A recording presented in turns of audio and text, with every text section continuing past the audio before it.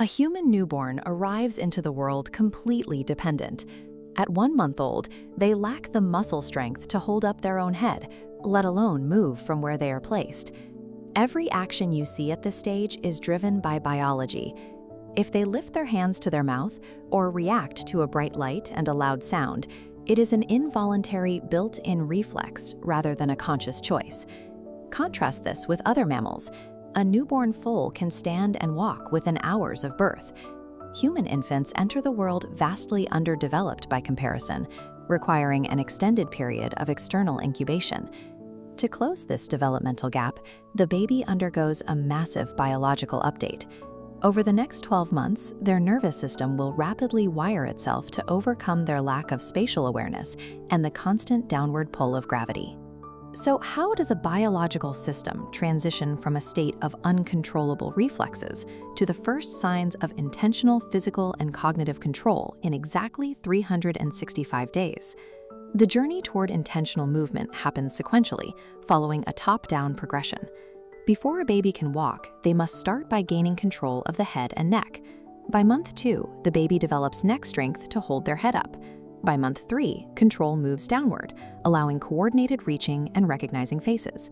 By month 4, they build core strength to push down and roll over. Month 5 marks a peak in early mobility. The baby can now roll in both directions, from back to tummy and tummy to back, and they gain the fine motor skills to pass objects smoothly between their hands. Mastering the upper body and core is the strict biological prerequisite the baby needs to stabilize their frame. Without it, they cannot begin engaging with the external world. Around the 6-month mark, the baby's focus shifts.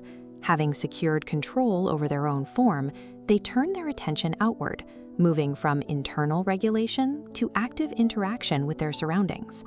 During months 6 and 7, they develop the balance to sit up entirely without support. This upright posture gives them a new vantage point to observe their caregivers.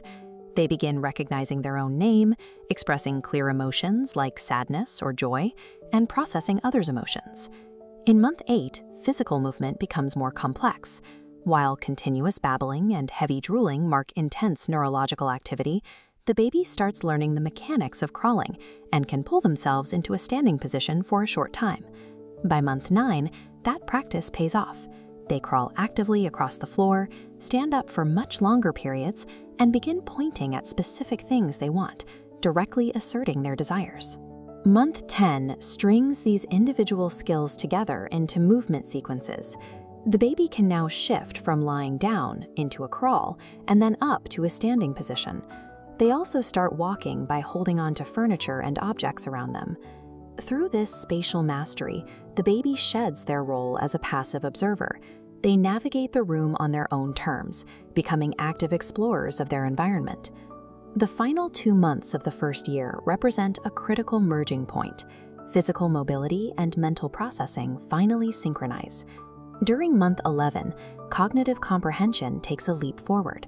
The baby starts to understand simple statements and say their first words, and deliberately replicate the behaviors of the adults around them. Month 12 brings the physical milestone the previous year has been building toward. The baby finally gains the balance to release their support, standing alone and taking their first unassisted steps. This milestone is matched by their cognitive development. They expand their vocabulary and begin using objects correctly as tools, like holding a spoon to feed themselves. You will likely see them throwing their toys frequently during this period. Rather than simple misbehavior, this action is a deliberate experiment, a way for them to test their physical influence over the objects in their space. The completion of these 12 months represents more than just growth. It is the assembly of the fundamental tools required to interact with the world, transforming a reflexive newborn into a child capable of making their first deliberate choices.